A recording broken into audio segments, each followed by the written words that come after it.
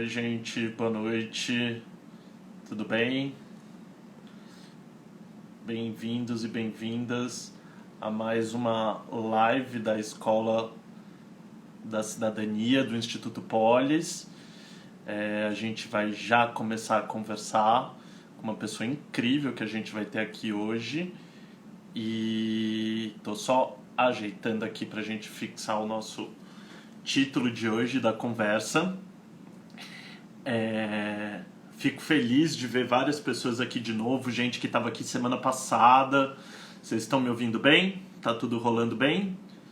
Legal, legal, beleza. Aqui com a gente hoje, a gente vai. Vou chamar aqui nossa convidada de hoje para vocês conhecerem. Vou apresentar ela com ela já ao vivo aqui pra gente. Deixa eu ver se a Juliana entra.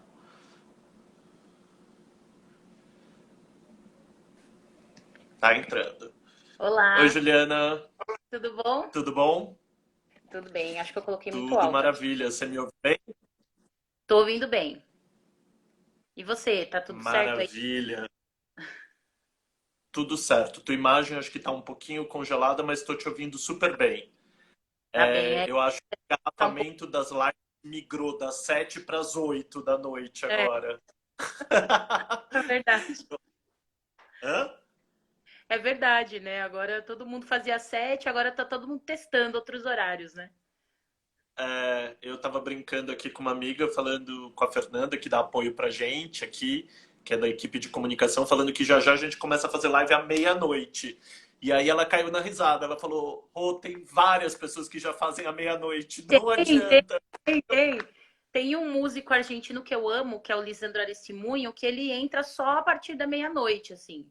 E ele fica conversando com os fãs até, sei lá, ontem acho que ele foi até 4 da manhã, assim. Nossa, É, mas ele entra de gente, madrugada, assim, né? Eu acho pois também. é. Já já a gente começa a fazer isso, aí a gente vai mudar. Em vez de a cidade em casa, a gente vai chamar altas horas e convidar o Serginho Groisman para falar com a gente. Sim, sim, sim. Bom, gente, essa pessoa maravilhosa que está aqui hoje conversando comigo é a Juliana Borges. Ela é escritora, autora de um livro muito bacana que eu super recomendo, que é Encarceramento em Massa, da coleção Feminismos Negros. E ela tem várias qualificações que a gente pode falar. Ela é colunista da revista Cláudia, ela foi secretária adjunta de políticas para mulheres na prefeitura de São Paulo. Ela estuda e é pesquisadora em antropologia na Fundação Escola de Sociologia e Política aqui de São Paulo. Mas a qualificação mais legal dela está na coluna da Cláudia, que é ela falando que ela é escritora, mas que ela também é pisciana, antipunitivista, e aí vem a melhor parte, que é fã de Beyoncé, Miles Davis, Nina Simone e Rolling Stones. Eu achei essa mistura sensacional. Adorei. Assim, acho que foi quando eu me apaixonei por você, foi a primeira vez que eu li essa mistura, porque é maravilhosa. Assim. Ah, eu Tem a amo. tem o movimento da Beyoncé junto com a voz maravilhosa da Nina Simone, com o inesperado de Miles Davis e, enfim, com Rolling Stones pesado, que é maravilhoso. Achei Ah, eu amo incrível, muito, Juliana. Então, amo. assim, eu não podia falar dessa mini bill que eu achei maravilhosa. E me diz uma Ah, me deram coisa, e como liberdade, tá né? sendo? Hã? Me deram liberdade, né? Aí eu fui embora. Maravilhoso, maravilhoso. E aí a pergunta que não quer calar, né? Como tá sendo todo esse período assim de quarentena para uma pisciana que sofre assim as dores do mundo? Como tá sendo isso para você? Bom, como boa pisciana, eu vou responder que eu tô sofrendo muito, né? Senão, senão não é pisciano. Se não disser que tá sofrendo, não é pisciano, né? Mas, assim, num primeiro momento eu fiquei bem. é, Não que eu acho que a gente tenha que ser 100% produtivo, né, na quarentena e tal, mas no começo eu tava muito paralisada, assim, né, muito, enfim, lado sombrio do pisciano, né, queria ficar deitado o dia inteiro e tal. Mas aí eu comecei a perceber que essa coisa assim de como a gente se define escritor, né? E aí eu comecei a ler umas coisas do Neil Gaiman, de uns escritores falando que você só é escritor se você escreve, nem que você escreva sobre absolutamente qualquer coisa que passe pela sua cabeça, né? Então, assim, o dia está horrível, né? Mas você tem que escrever todos os dias. E aí eu comecei a escrever todo dia, escrever sobre N coisas, e isso foi me ajudando um pouco aí tentando, não sei se compreender, né? Porque esses tempos ainda são difíceis da gente compreender, mas pelo menos ir percebendo,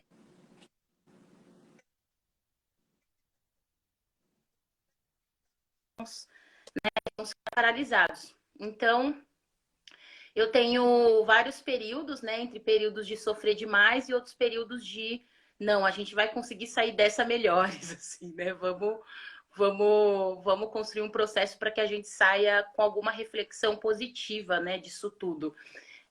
Então, tô nessa, assim, tô desse jeito, mas como boa pisciana, sempre sofrendo. Sofrendo não só as próprias dores, como as dores de todo mundo, né? E isso É, é intenso pra caramba. Poxa, você mas sabe é bacana.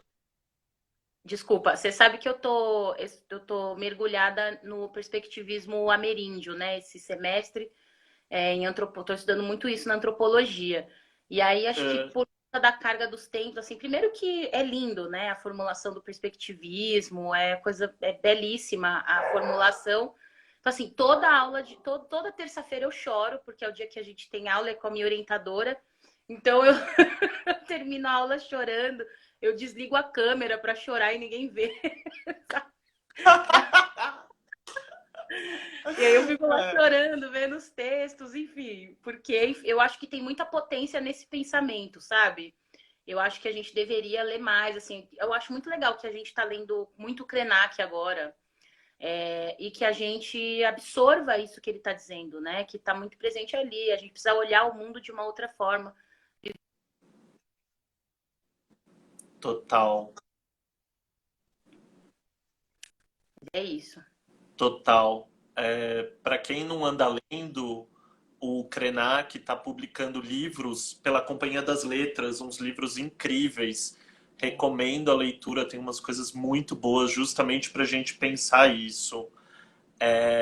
Acho bem bacana e aí falando em escrita também, eu achei muito bacana que você transformou também todo esse processo de escrita num diário, né? Que É, você escreveu num blog para cloud. Então assim, tem muita coisa bacana ali, muita reflexão bacana que você tem ai, que bom. trazido. E aí até tá uma coisa meio fora do nosso script aqui. Manda Bom, ver. a gente já começou falando do script desde o começo, né? Na verdade. Não tem Mas o que que esse isolamento e essa quarentena e todo esse processo que você passou te pegou de surpresa em alguma coisa que você descobriu assim no teu cotidiano, em você mesmo, ou nessa forma de escrever, nesse diário? Que surpresa que ele te trouxe, assim, que você não imaginava? Em relação ao diário, primeiro de Em relação escrever a o todo diário. esse processo. Sim, acho que primeiro de escrever o diário, porque eu estava muito acostumada, porque é um desafio para mim, porque eu já estava muito acostumada a uma escrita mais acadêmica, né? Eu estava até conversando esses dias que eu escrevi um roteiro para uma amiga, e ela falou assim, nossa, já tá um pouco duro, assim, né? Porque eu coloquei um monte de dado, né? E dado segundo o IBGE, segundo não sei o quê, né? Que é essa escrita mais que a gente faz para a universidade mesmo, para pesquisa, né? E eu sempre tive, assim, eu sempre escrevi, mas eu nunca mostrava para ninguém o que eu escrevi.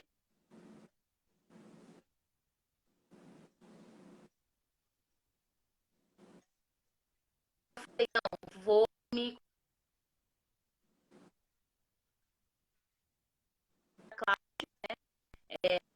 eu já escrevia lá, mas mais também textos mais ligados ao feminismo e tal. E eu apresentei a proposta de escrever o que seria um diário.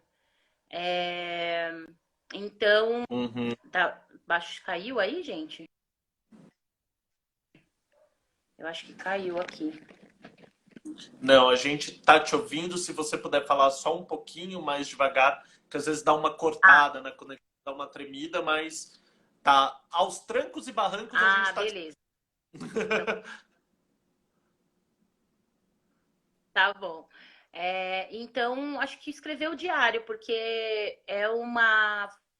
Assim, o público da Cláudia não é um público que eu habitualmente estava acostumada em outras colunas, que eram mais ativistas, né? Então, a gente pode usar expressões mais da militância política, do ativismo, e na Cláudia é um outro público, né? Um público mais amplo. Tem as ativistas que leem, mas também tem a maioria do público né, não discute esses temas cotidianos do ativismo. Então, é começar a perceber que quando eu coloco um conceito, eu preciso explicar esse conceito, né? Isso é muito legal também, né? E explicar de uma maneira que as pessoas consigam ir absorvendo esse conceito, né? Consigam ir.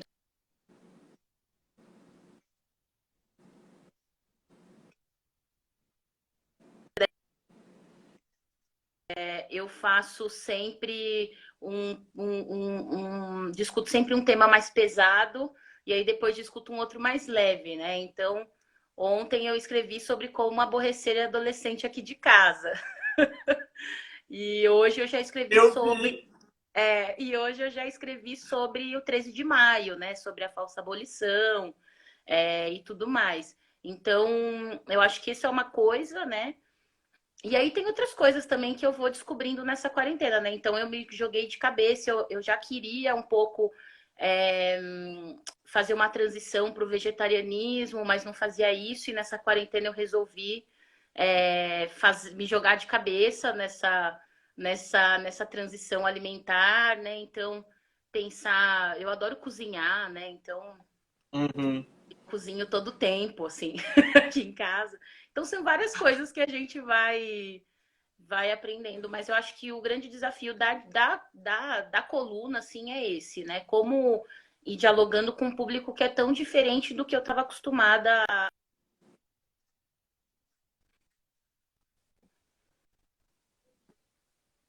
Uhum. Isso eu acho que, na verdade, é um desafio que está dado, eu acho que já há bastante tempo para gente. Eu falo principalmente de lugares como o que eu estou, de uma organização não governamental que trabalha em cima da pauta de direitos e de mobilização social também. E esse é Sim, um desafio que a gente tem que se colocar todo dia e está na pauta, é isso, do como a gente quebra esse nosso discurso e dialoga com as diferentes pessoas e diferentes públicos e uma audiência mais ampla, né? Então, acho que pra gente isso é um desafio também que a gente precisa, acho que às vezes pegar na unha e, enfim, seguir ele. Você tá me ouvindo bem, Juliana? Só para eu saber.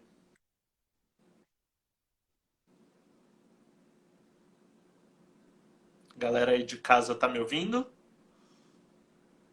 Acho que deu uma travada na sua câmera, Ju.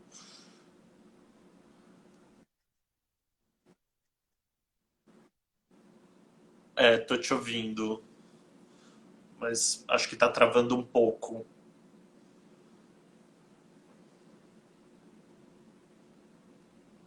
Gente, aqui, quem sabe faz ao vivo. A gente tá lidando com esse engarrafamento de live 8. Então, ixi, acho que a Juliana caiu. Então vou tentar adicionar ela de novo, tá? Vamos lá.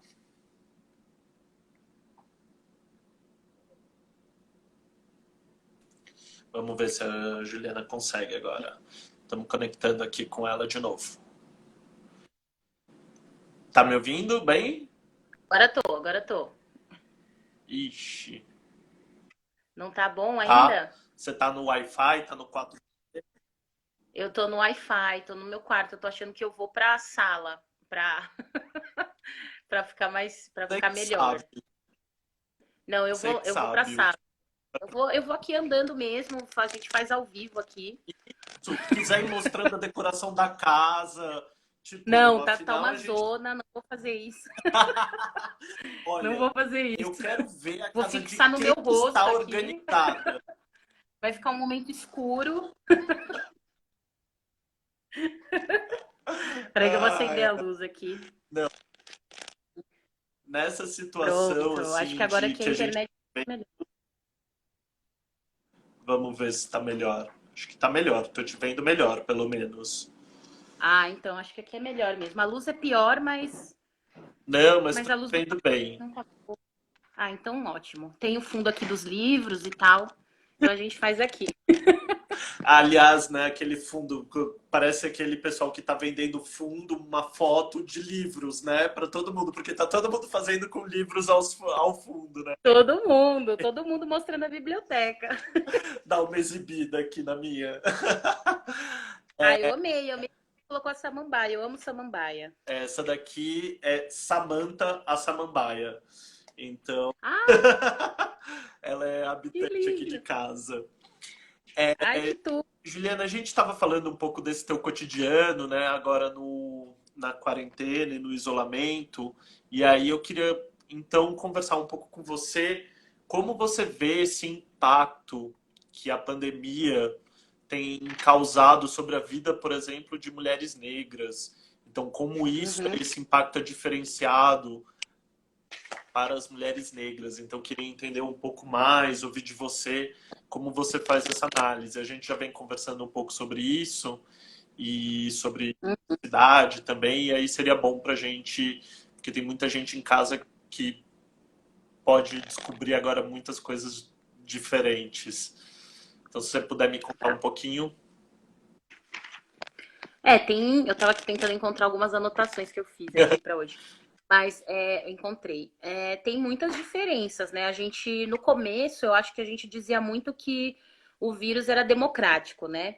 Porque a gente tinha essa ideia de que os primeiros infectados eram majoritariamente pessoas de classes média e alta, né? Majoritariamente pessoas brancas. De fato, hoje eu inclusive estava vendo um estudo que já fizeram, né, de levantamento de dados, que de fato no começo a gente tinha mesmo, né? Uma maioria de infectados brancos, de classes altas e médias, mas o que a gente vai percebendo é que não é um vírus democrático, né? A pandemia não é democrática, né? E não é democrática porque a gente vive num país já de imensas desigualdades, né? E isso vai nos impactar de maneira diferente. Então a gente tem se não me engano, acho que 40% a 30% dos leitos de UTI são públicos, né? Acho que 40%, quando 75% da população depende exclusivamente do SUS, né? E quando a gente vai fazer o recorte de quem é essa população, são pessoas negras, né? Em sua maioria, né? Em sua maioria abismal, né?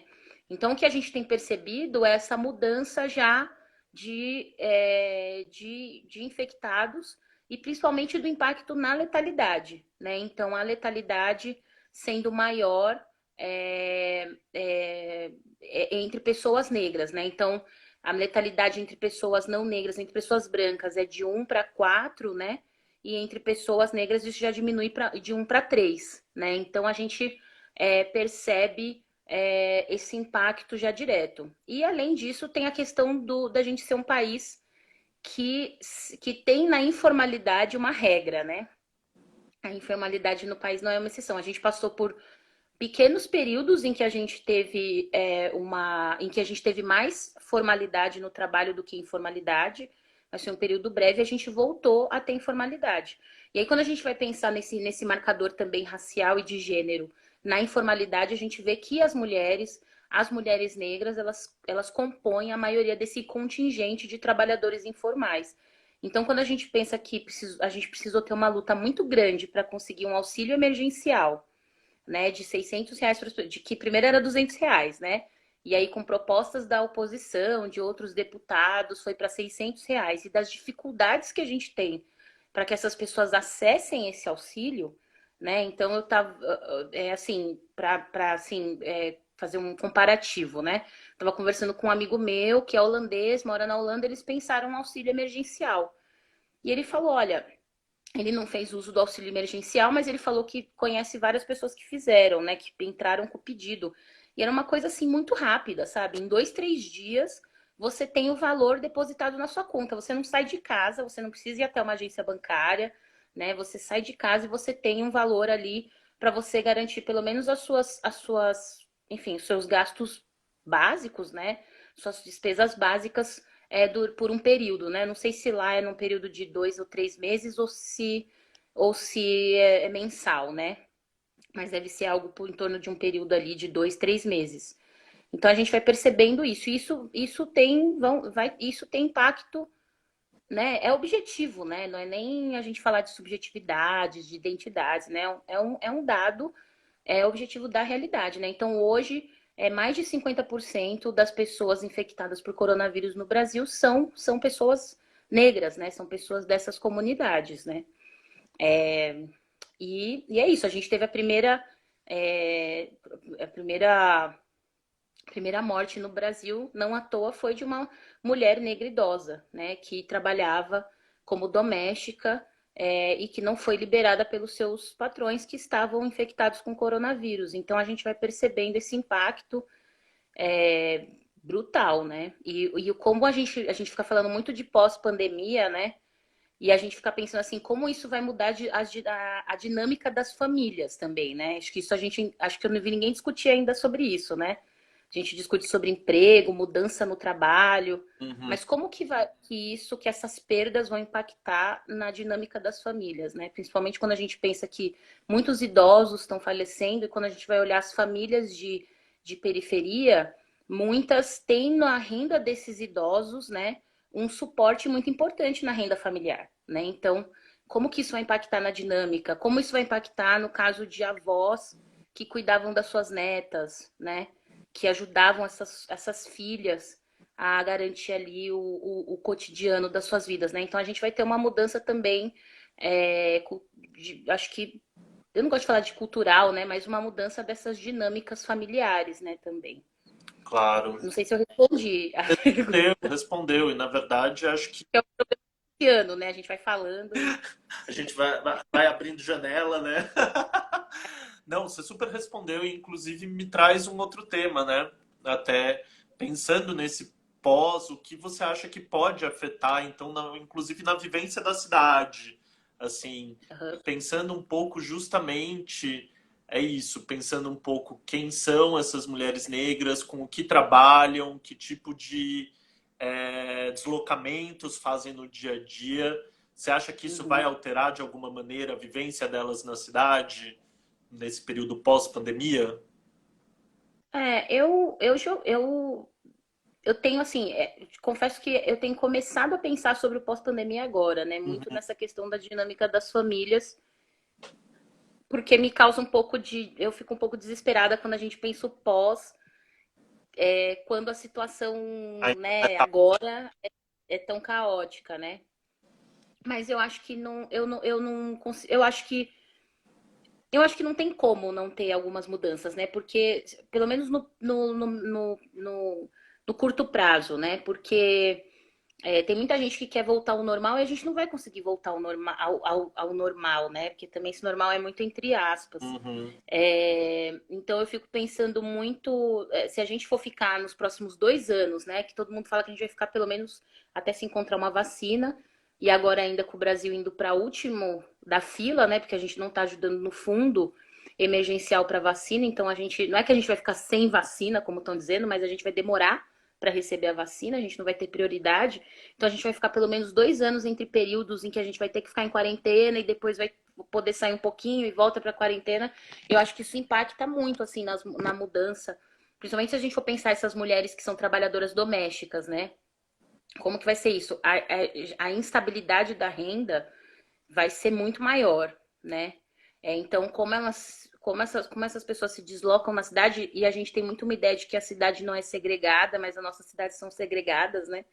Então, como que essas pessoas se vivem ou não, né? Se deslocam ou não na cidade, também nesses trabalhos que as pessoas vão fazer. Eu acho que o impacto, assim, para te dizer assim, mais que eu consigo pensar é mais informalidade. E acho que um aumento da ilegalidade também, né? Porque tem o trabalho informal e o trabalho ilegal, Uhum. né? E acho que é um debate que a gente faz pouco e que a gente poderia, né, aproveitar esse momento para fazer, né?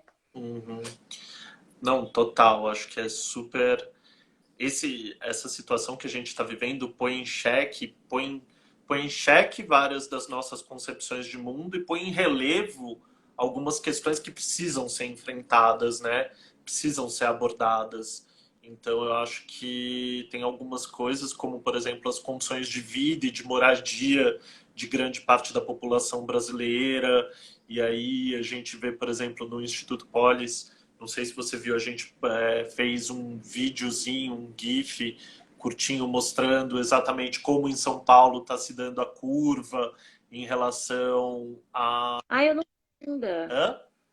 Eu não vi ainda. Então, Vou vou ver. te mandar. Vou ver, vou entrar no site. É um videozinho mostrando. Ele tá aqui no nosso Instagram. Quem quiser ver, tá aqui Ah, tá. na Já. nossa timeline. Ele é um vídeo curtinho mostrando justamente como, embora ainda tenha uma concentração maior de infectados em regiões mais ricas da cidade, mais infraestruturadas, a velocidade do aumento do número de óbitos está se dando em territórios que são justamente mais precários e que têm uma condição de moradia mais deficiente, com menor acesso a saneamento, com habitações com maior adensamento dentro da habitação, muita gente morando dentro da mesma casa, num espaço restrito. Então a gente mostra como isso tem uma relação, um rebatimento territorial no caso de São Paulo. Uhum. E isso também se relaciona de alguma maneira com esses espaços que são ocupados pela população negra em São Paulo. Então, como você falou, a questão da segregação ainda é presente, né? E eu queria até que você me falasse um pouco mais o pensamento, porque só explicando para a galera que está assistindo, um dos motivos que a gente chamou a Juliana para conversar é porque a Juliana estava junto com a gente construindo um curso para a Escola da Cidadania, que era um curso presencial que a gente ia lançar esse ano. Agora a gente está vendo um pouco, vamos conversar como a gente vai fazer. É. Mas era um curso sobre pensamento de feministas negras. E Uhum. aí a gente também ia discutir um pouco como esse pensamento também tem alguma conexão com cidade, pensar a cidade. Então, por isso que eu chamei a Juliana aqui também para a gente conversar hoje. Então, pensando um pouco essa questão da segregação e as cidades, o que que o pensamento de feministas negras ajuda a gente a enxergar a cidade de uma outra maneira? Como que a gente, que contribuição elas trazem para essa discussão sobre cidade? Bom, tem diversas formulações, né? E a gente tem cada vez mais, principalmente arquitetas negras, né? Fazendo muito um debate de cidades, que eu acho super interessante. Mas assim, pensando um pouco no nosso papo hoje, eu lembrei e pensei muito num capítulo de um livro da Grada Quilomba, que ela vai falar sobre segregação, né? Que se chama Segregação e Contágio Racial. E ela vai falar justamente sobre essa segregação, sobre a segregação na cidade, no espaço da cidade.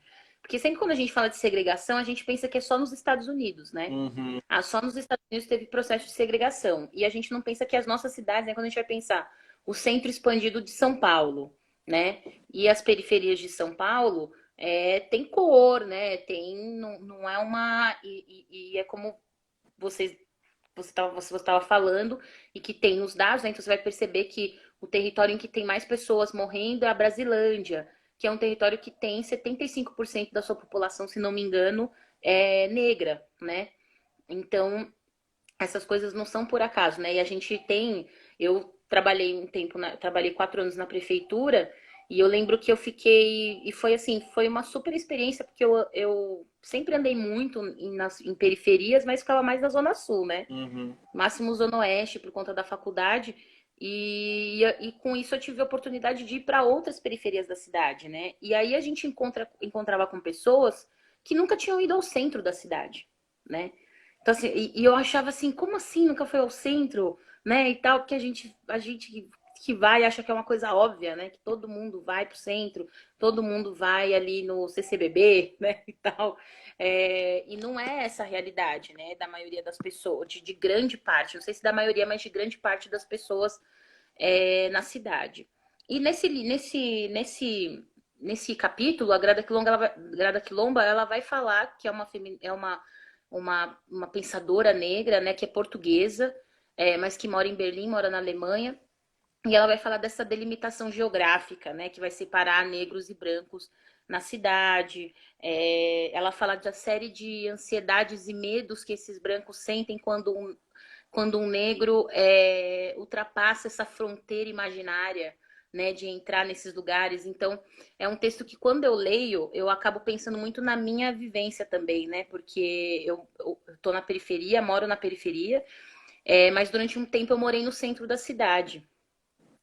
E durante um tempo eu morei no centro da cidade, eu como boa filha de minha mãe, eu morei num apartamento, num prédio, num condomínio, que era perto da Paulista. Então você imagina, né, como foi a minha chegada nesse prédio, né? E aí é um texto que você vai recriando essas coisas, porque é isso, né? O espanto, né? Então, primeiro das pessoas se espantarem com a sua presença nesse espaço, né? Então, eu acho que é um texto muito bacana para a gente pensar a cidade. E é uma formuladora, é uma formuladora, uma mulher negra que está formulando sobre isso, pensando sobre isso, né?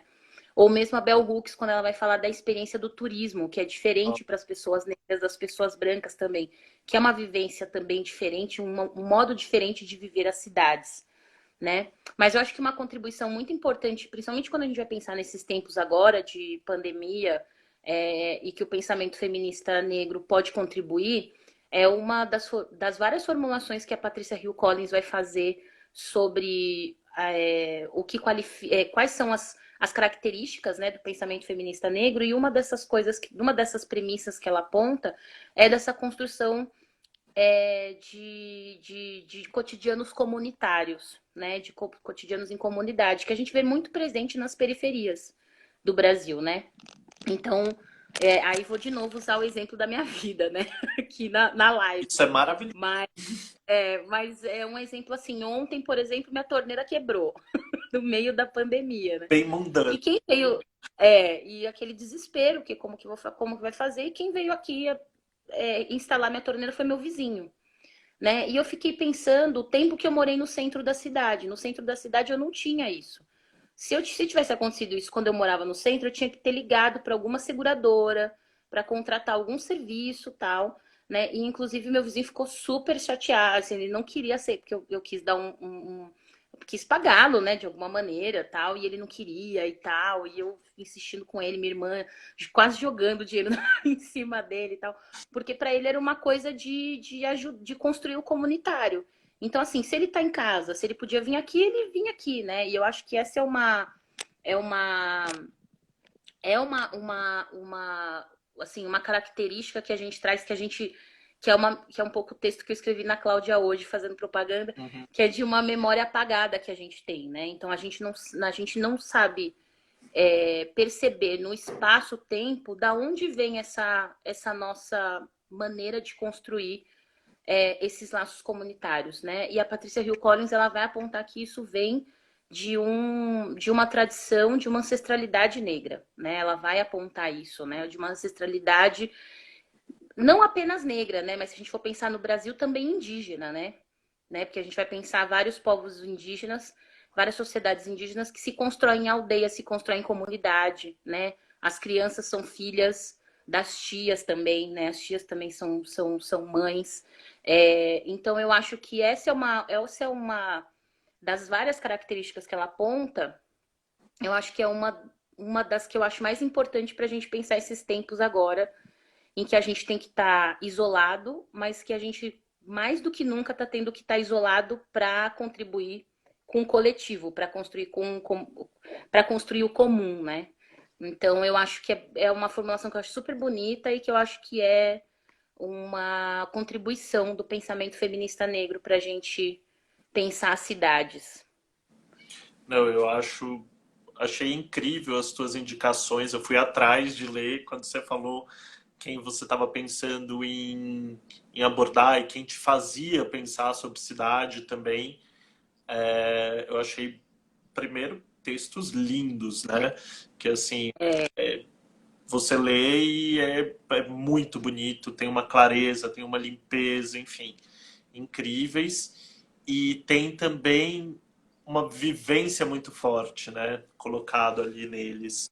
E achei muito forte duas coisas, duas imagens que eu acho, tanto no da Grada quanto no da Bell Hooks também. No da A Grada é artista, né? Então ela A Grada, ela é artista plástica também. É, Então, os textos dela são super reconstrutores de imagem, né, pra gente. É muito legal. super. Não, ela, ela colocou como se houvesse uma película que separasse os territórios. E essa imagem da película é muito forte, né?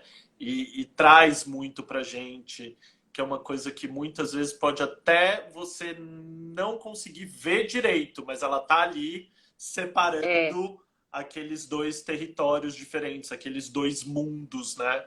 Então, aham. eu achei bem forte essa imagem que ela construiu nesse texto. E da Bell Hooks, justamente que você estava falando do turismo também e da viagem, e ela vai trabalhar justamente como uma viagem não é uma viagem, né? É, é. É como. Você sabe que eu passei por essa experiência, assim, que eu fui, fui viajar, viajo bastante, adoro viajar e tal. E eu fui viajar com as minhas irmãs nas férias de julho, tal, da adolescente aqui, né? E a gente, elas assim, eu já havia levado, a gente foi para o Rio de Janeiro, a gente nem foi para longe, né? E eu já havia, elas já haviam ido para lá comigo, mas a gente nunca tinha ido assim em lugares turísticos, sabe? Do Rio, era sempre uma coisa meio praia e tal. E a gente falou, não, vamos fazer passeio de turista, assim, vamos ver o Cristo, vamos no, enfim, fazer todos esses passeios turísticos, né? Vamos no Jardim Botânico. E a gente começou a brincar com isso porque todo mundo falava com a gente em inglês. Todo mundo que via a gente assim falava com a gente em inglês porque pensavam que a gente, que acho que a estranheza de ver, né, três mulheres negras fazendo turismo, né? Então, assim, numa terça-feira à tarde, você indo para o Cristo, né? Pegando lá a van para ir para o Cristo, então você só pode ser estrangeira, né? Então todo mundo falava com a gente primeiro em inglês. Aí eu falei, eu vou começar a responder em inglês também, porque entendeu? Mesmo que eu fale umas coisas erradas aqui, a gente e vamos nos divertir, porque no começo teve um incômodo, um estranhamento, mas eu falei, se a gente for ficar se incomodando a viagem inteira, a gente não vai curtir a viagem, né? Então, você acaba também tendo que acionar outros mecanismos ali. Mas era muito interessante, assim, ninguém falava com a gente em português. A gente entrava em restaurante para almoçar, jantar, qualquer coisa, as pessoas falavam hi e começavam a desenrolar o inglês. E a gente ficava assim, não, a gente é brasileira, a gente é de São Paulo mesmo, sabe, assim.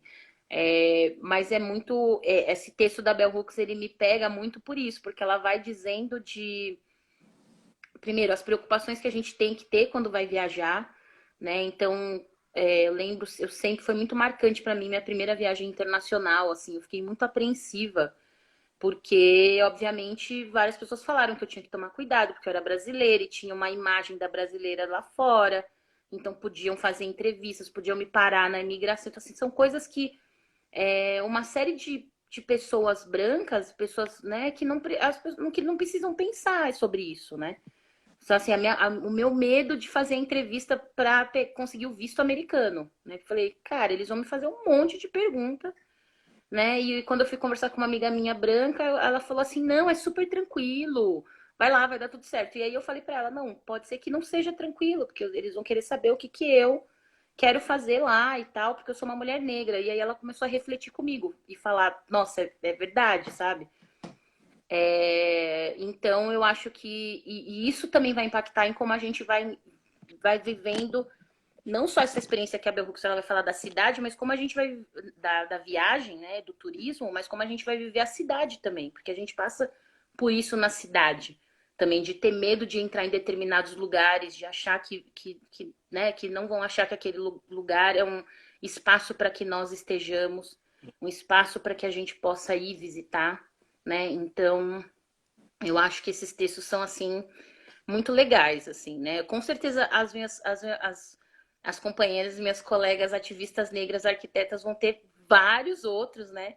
Mas eu consigo pensar muito nesses, porque eles trazem abstrações que a gente consegue pontuar para várias realidades, né? Várias coisas.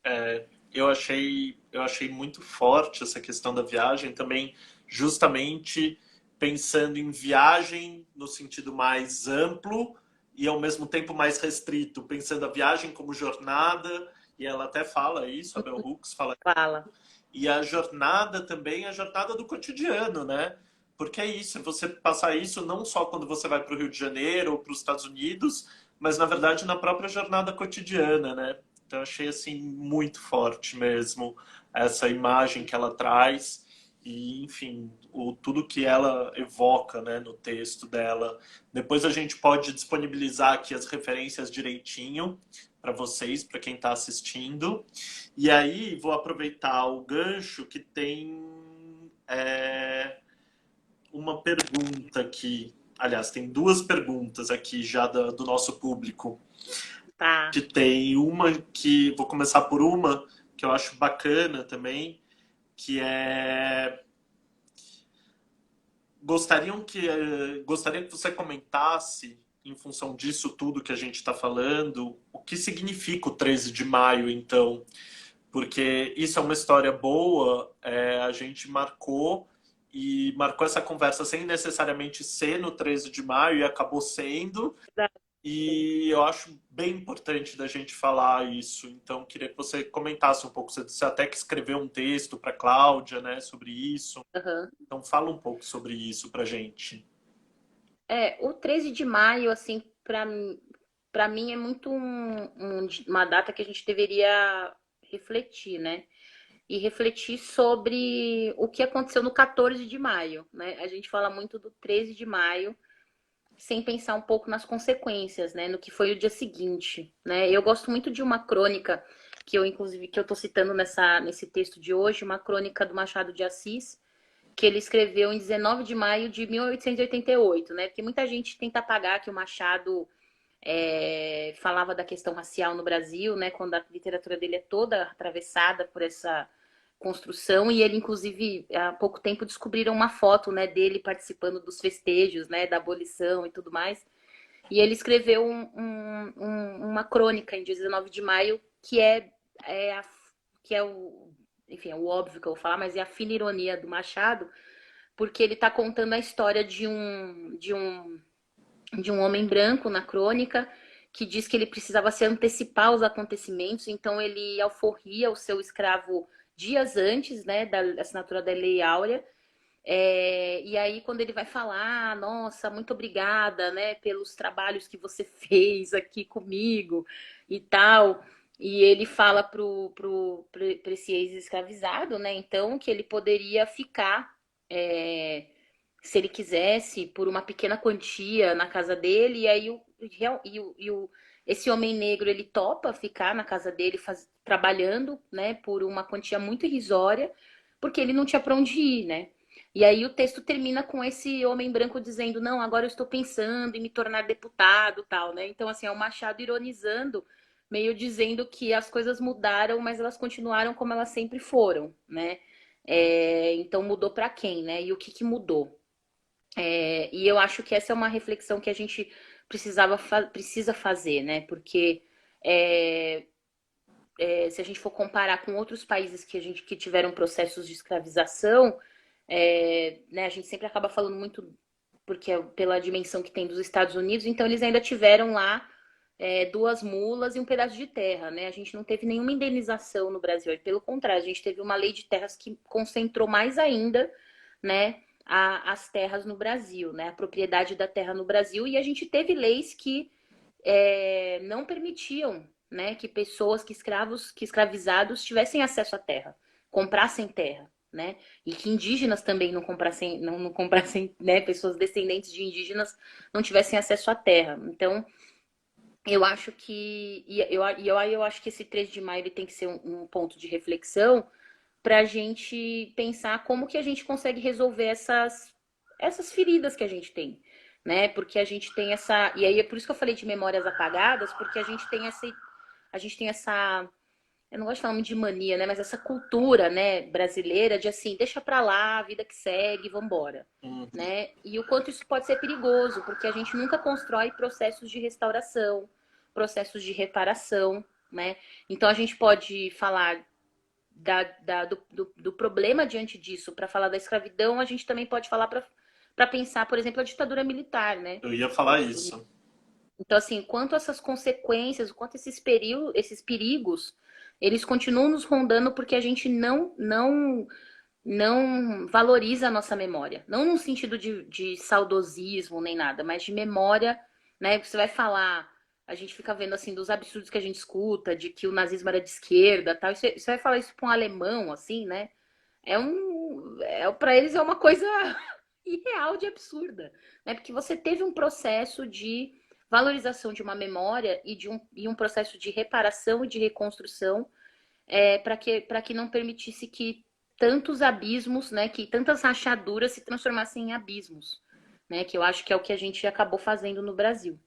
Então, para mim, o 13 de maio é essa data em que a gente teria que refletir sobre isso e sair dessa postura negacionista, né, de que, não, já foi há 130 anos atrás, isso não diz mais respeito a nós, e diz respeito muito a nós, né?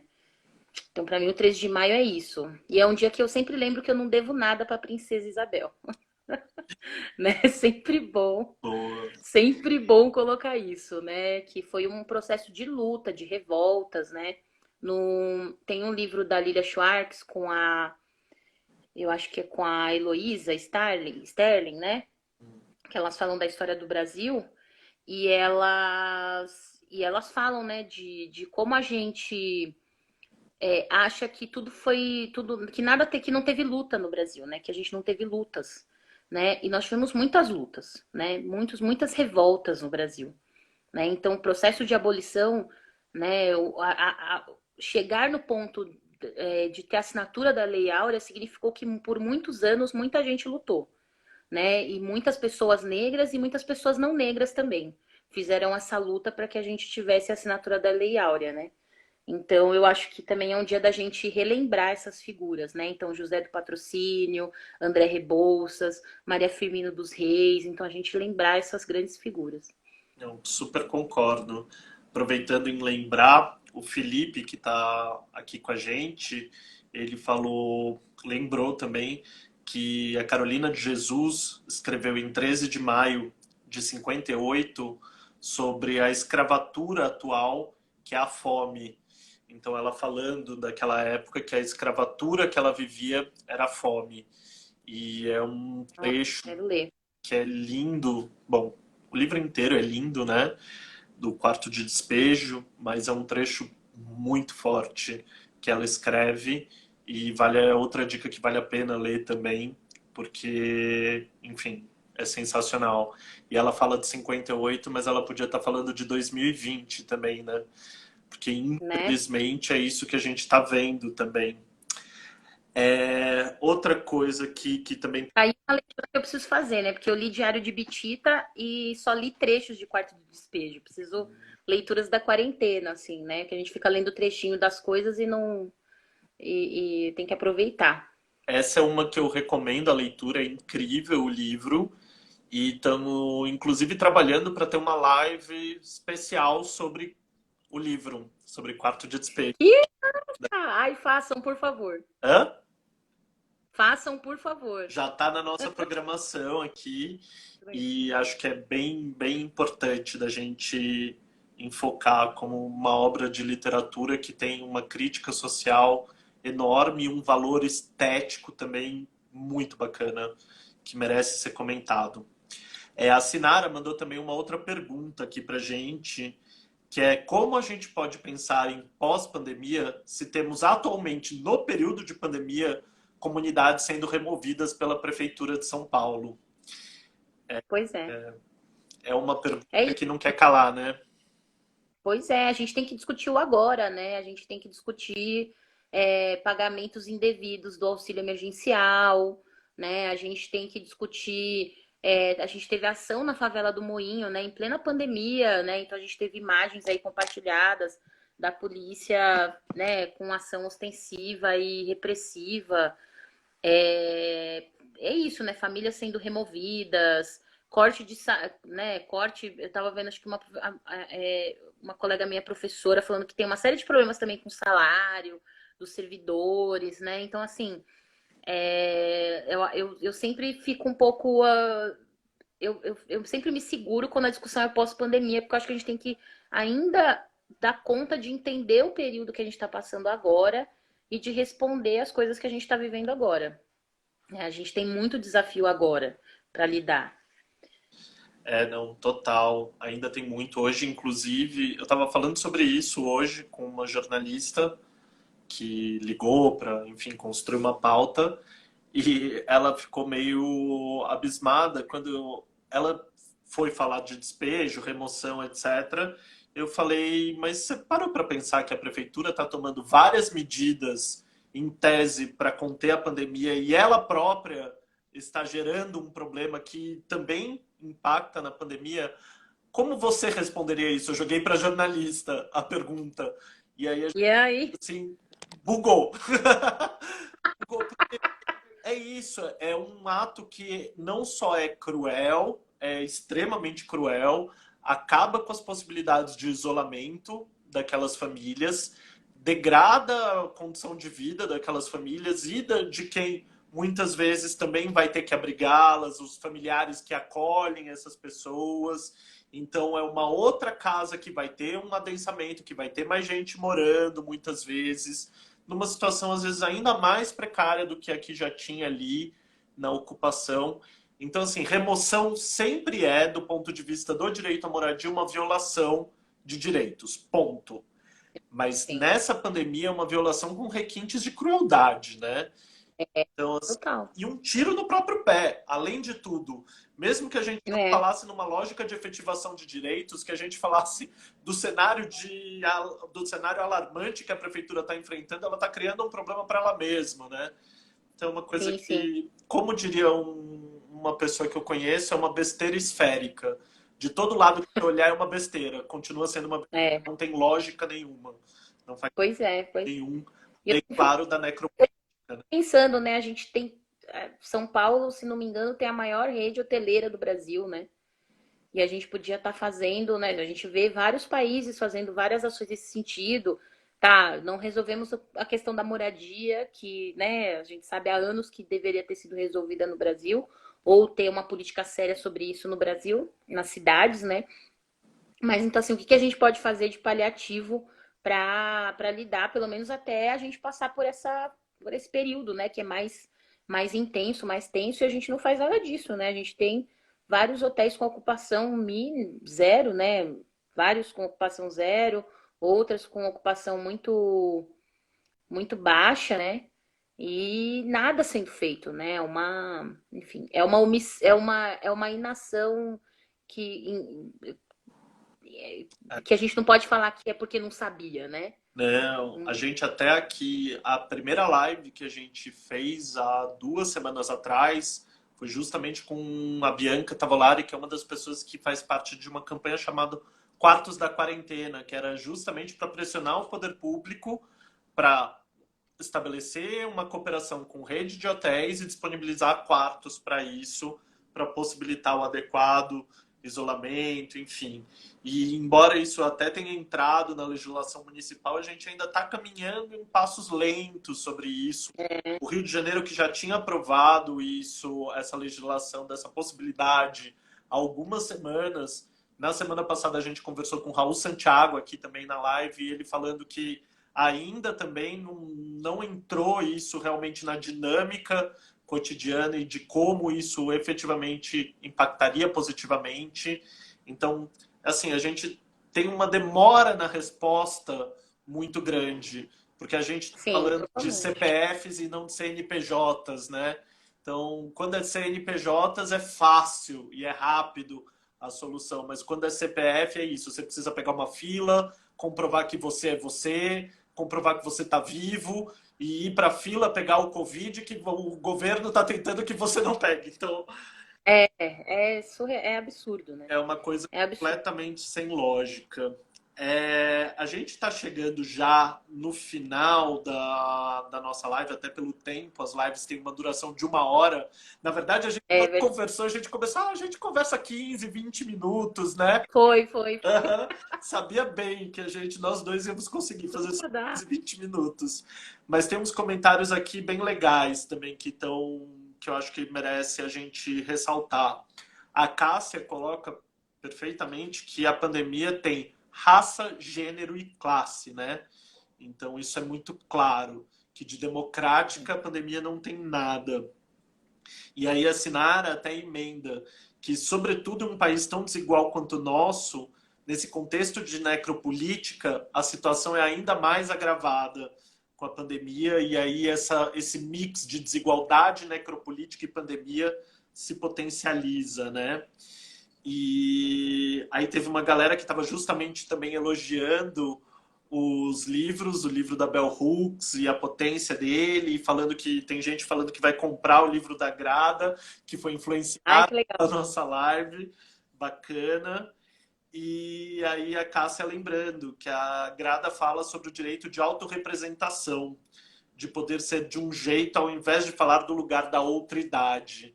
E isso é muito bacana, né?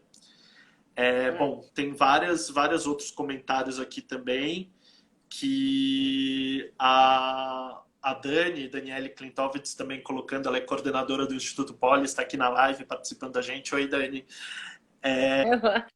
Falando que o MP decretou hoje a remoção de todas as pessoas da Cracolândia com a desculpa que ali tem uma grande aglomeração. Então, Gente, você não lida com a situação, você elimina a situação. é, É como se aquelas pessoas fossem desaparecer, evaporar, e a vida delas não conta.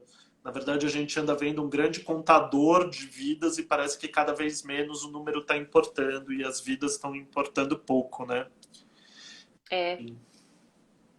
o quanto a gente banalizou a vida, né? E eu tava até conversando com um amigo esses dias, assim, do quanto isso significa, mais do que a gente banalizar o outro, né? A gente se banaliza, né? O Franz Fanon que vai falar isso, né? Que o processo o processo colonial, né? Ele não impacta apenas nas pessoas que são as vítimas diretas desse processo, né? Que são os explorados desse processo, mas ele também impacta nos exploradores, nos colonizadores, porque você, ao passo que você desumaniza, você está se desumanizando também. Então a sua vida também, não, né? Como se, a tal da live do story que ficou famoso de uma blogueira aí, né? De dizer dane-se a vida, né? Então assim, a sua vida, a vida do outro não importa, e a sua vida também não, né? Então o quanto tudo isso vai impactar, acho que num processo mais acelerado da desumanização geral, assim, né? Maravilha. Infelizmente, isso é bem verdade. É o que a gente anda vendo, né? Redução a níveis alarmantes de humanidade. Eu acho que É, a gente está com um nível mais baixo do que a Cantareira naquela época da crise hídrica.